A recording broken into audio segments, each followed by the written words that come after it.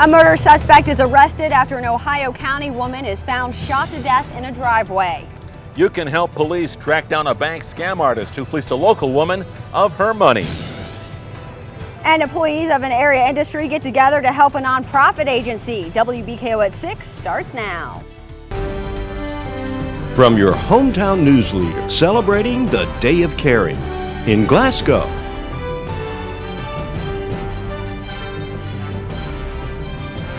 Hello everyone, I'm Gene Burke. And I'm Sarah Goebel. Thanks for joining us. We're live here in Glasgow to highlight the United Way's Day of Caring. The official Day of Caring is July 28th, a day when people come together, work on service projects, and give something back to their community. Throughout the newscast, we'll tell you why volunteers, businesses, and communities are so important to the success of nonprofits. We begin tonight by telling you a little bit about Barron County and Glasgow and what makes them both so unique. The city of Glasgow has around 14,000 people. Barron County has some 41,000 folks. And in 2007, Barron County was ranked the #1 place to live in rural America by Progressive Farmer magazine. It's also known around the world for the Glasgow Highland Games, which were selected by the Kentucky Tourism Council as a top 10 festival event for the summer. It's that same spirit that makes the United Way's Day of Caring so special here in Barron County. It's all about being of service to everyone, especially the children. Ryan Dearborn saw that firsthand as local business R.R. Donnelly joined up with the local Boys and Girls Club to make sure our children have a safe and clean place to go. Sights like these at the Boys and Girls Club of Glasgow Barron County are not uncommon. Kids and volunteers alike playing games and having fun. But it's also about creating a better life for the upcoming generation. We're here is to inspire and enable all of our young people to become better citizens in our community, so they'll grow up and be a vital part of our community and give back. So for Kelly Lyle Jenkins, part of that education comes by keeping a clean house. It's very important that the kids see us taking pride in our club and keeping this club up to date and in great shape. That's where a dozen workers from R.R. Donnelly come in. This Day of Caring, these professionals will be putting aside their regular work and instead cleaning up the Boys and Girls Club from the inside out. Helping to organize the library, doing some general cleaning in the kitchen area, and doing some yard work, and just a general spruce up. Because the Boys and Girls Club is a nonprofit agency, help from places like R.R. Donnelly is immeasurable. Jenkins says the help that is given can last for many, many years. Just to have their help cleaning the facility and just making this facility the nicest facility and safe facility for these kids to come every day. Our children are our future, and by having facilities like this, we have a safe place for them to grow and to develop. It's not just the sprucing up of the building, but the time being given to the children that will mean just as much. Also just to have that relationship with the children, let them play a game and do a dance game on the Wii, whatever it is, just to have a fun day with the Boys and Girls Club. So as those from R.R. Donnelly and the Boys and Girls Club both know, that this Day of Caring and Cleaning is about something bigger, giving our children a chance. In Glasgow, Ryan Dearborn, WBKO. The Boys and Girls Club of Glasgow Barron County currently serves more than 500 children in this community. Jenkins also says the agency is constantly looking for more volunteers to help in all areas of the program. Another agency constantly looking for volunteers is the Barron River Area Child Advocacy Center. Volunteer physicians who make themselves available not only during daytime but after hours as well, because kids come into the system all hours of the day and night.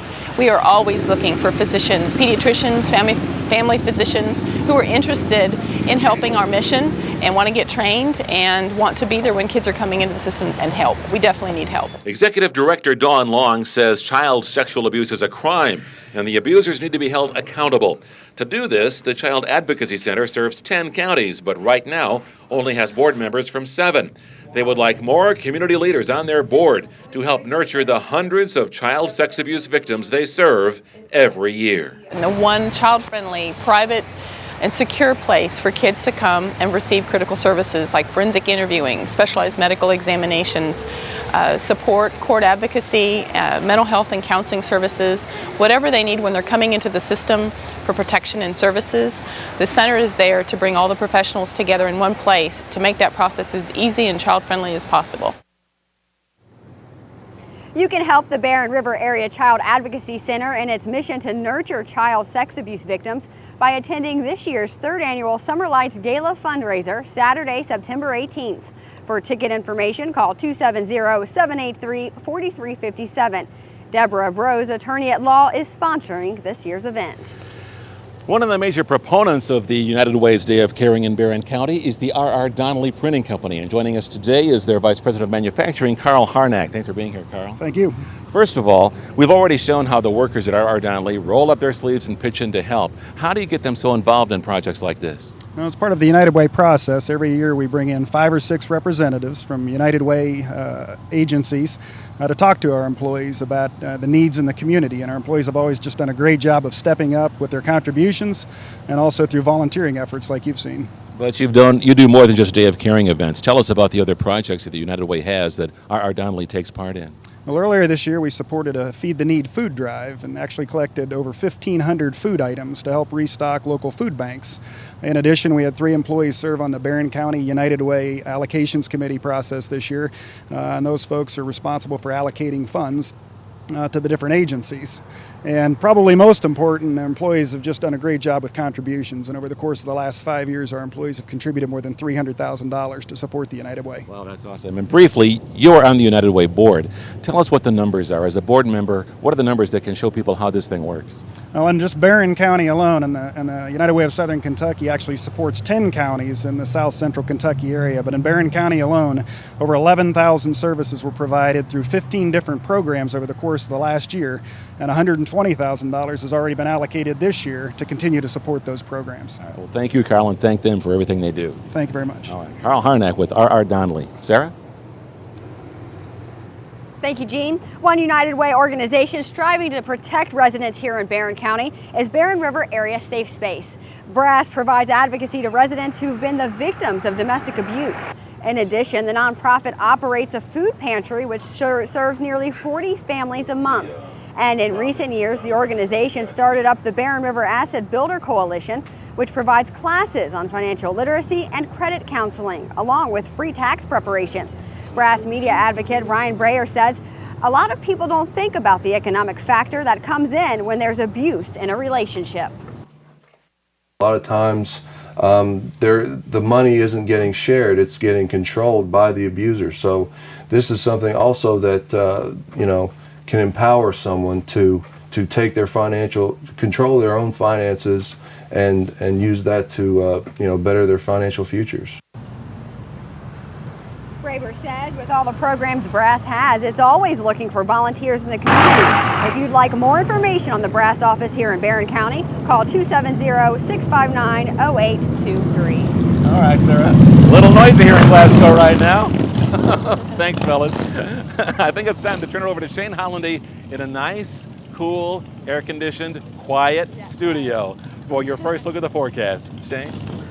Gene, I can tell, is not jealous at all right now. Let's take a look at First Alert Live Doppler radar. It is a hot one out there, but no rain to cool us off. We do have a few isolated showers way down to the southwest over the Memphis, Tennessee area and northern Mississippi, but all that is well away from us. We're going to stay dry into the evening. Live Doppler cam showing sunshine along with some of those puffy cumulus clouds, which were not able to gather and bring us any shower activity today, so we'll stay dry into the evening with things dry over in Glasgow right now. There you see our weather cam. That's where Gene, Sarah, and James are this evening. Temperature there, the Mesonet site, 88 degrees and 86 over at Lake Cumberland right now. The weather cam of Jamestown Marina showing lots of sunshine there. Temperatures, yeah, they are hot with lots of lower 90s on the board right now, including 91 in Scottsville, same for Russellville, and 92 degrees over in Madisonville. If you thought today was hot, guess what? It's going to get even hotter as we move into Thursday. A heat advisory is up for portions of the viewing area. We'll talk about that, plus a look at that weekend forecast, all coming up in just a few minutes. Let's send you back to hot Glasgow and Gene Berg. You got that right. Thank you, Shane. Before we leave Glasgow, we wanted to show you something you might not have seen before. Did you know that overlooking the Glasgow Municipal Cemetery in those rolling hills is an exact restoration of a Union fort, Fort Williams? The original fort was built in this exact spot in 1863, and this restoration was constructed using the same plans as the original found in Washington, D.C. We'd like to have a couple of more cannons, and we have some magazines that need to be built in here that we know where they were and exactly how to build them, because they've still got the plans for those too. This was a Union fort, which rebel forces overran on October 6, 1863. The Confederates took this fort and stole all their stuff, all their rifles and gunpowder and cannons and all that kind of stuff, and hauled it back down to Nashville. They even have an actual letter written by a Union soldier 1 month after that battle. He's pretty derogatory of Barron County Union soldiers that let this fort fall, but he's also said in one of his letters that I think some of these people here are Confederate sympathizers, and he was exactly right. Well, Barron County never disappoints when it comes to secrets or surprise endings. It has a rich history and a promising future. A promising future is exactly what we want for all of South Central Kentucky. And you can help get it by participating in this year's United Way Day of Caring in your community on July 28th. We'll be live at 6 from Fountain Square in downtown Bowling Green on that day. Log on to our website, WBKO.com, for a link to the complete list of projects for the Day of Caring, ways you can get involved, and how you can make a difference. Now let's send it back to Lacey Steele in the studio. Thanks, guys. Coming up, a man is behind bars after one death in a shooting in Ohio County. Plus, we'll have an update on Basil Griffin Park. And today on our web channel, WBKO.com, we're asking, do you think the Tea Party should be a registered party? Log on with your opinion, then watch WBKO at 10 for the results.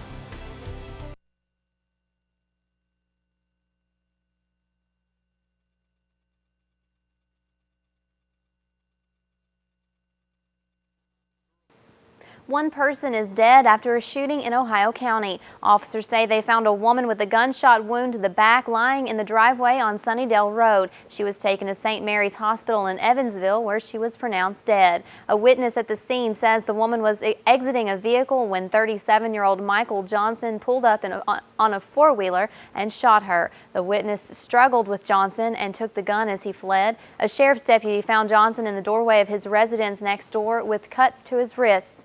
After being taken to the hospital, Johnson was arrested and charged with murder. He's lodged in the Ohio County Detention Center. Bowling Green police are investigating a parking lot scam, and you can help them if you recognize a suspect in the surveillance pictures. Gene Burke brings you tonight's Crime Stoppers Crime of the Week. Bowling Green police say on Friday afternoon, July 2nd, a woman was approached in the parking lot of Riverside Village on the 31W bypass. The man told her he had found a large sum of cash and he was willing to share it with her if she put up some good faith money. The suspect convinced the woman to go to her bank, withdraw the money from her account, and give it to him. The suspect then disappeared with her money. This is known as the pigeon drop scam. Authorities have obtained surveillance pictures of a person of interest in this case. A black male is seen coming into the bank and acting very suspiciously while the victim withdraws the money. Police are hoping someone can identify him. If you know anything about this scam, please call South Central Kentucky Crime Stoppers at 781-CLUE or toll free at 866-842-CLUE. Or go to the Crime Stoppers story on our web channel, WBKO.com, to get to their website. You could get up to $1,000 for your anonymous tip.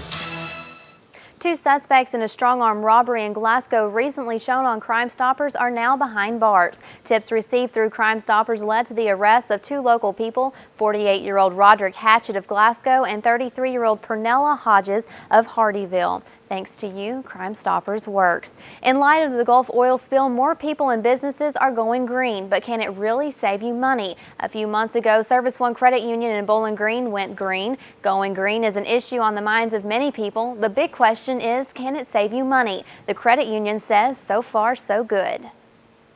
We are metering this building, and I can tell you that from the bills that we received, the two buildings together is now less than the one building originally.